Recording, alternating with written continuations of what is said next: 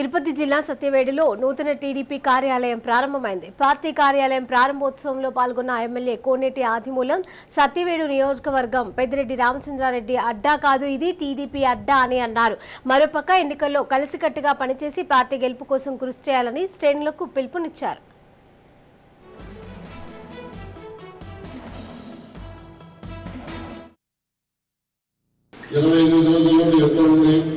ఆ యుద్ధంలో మనమంతా సైన్యమై అందరం కూడా కష్టపడి మన అభ్యర్థిని గెలిపించుకొని చంద్రబాబు నాయుడికి మన ముఖ్యమంత్రి కావడానికి ప్రతి ఒక్కరూ కూడా దోహదం కావాలని దానికి తగ్గ ఏర్పాట్లు ఎప్పటి నుంచే ప్రతి గ్రామంలో ప్రతి కార్యకర్త కూడా కష్టపడి ప్రతి ఒక్కరు కూడా మనం నిలబడిన ఫీలింగ్లోనే ఒక అభ్యర్థి అనేది తెలుగుదేశం పార్టీ అభ్యర్థి మళ్ళా పరిణామాలు 2004లో దోసారావు చనిపోయినాడు.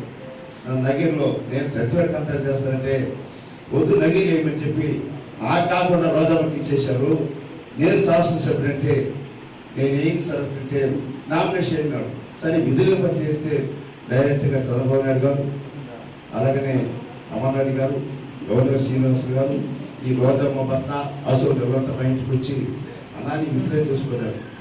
పార్టీ ఆదేశాలు పార్టీని కట్టుబడాలి, పార్టీకి నియమావళి కట్టుబడాలనే ఉద్దేశంలో 2004లో నగిరిలో ఓసీసీ నామినేట్ చేసిన తెలుగుదేశం పార్టీ తరఫున వారి ఆదర్శానుసారం ఇమ్యూనిటీ చేసుకున్నాం, మరుసటి రోజే చేసుకున్నాం.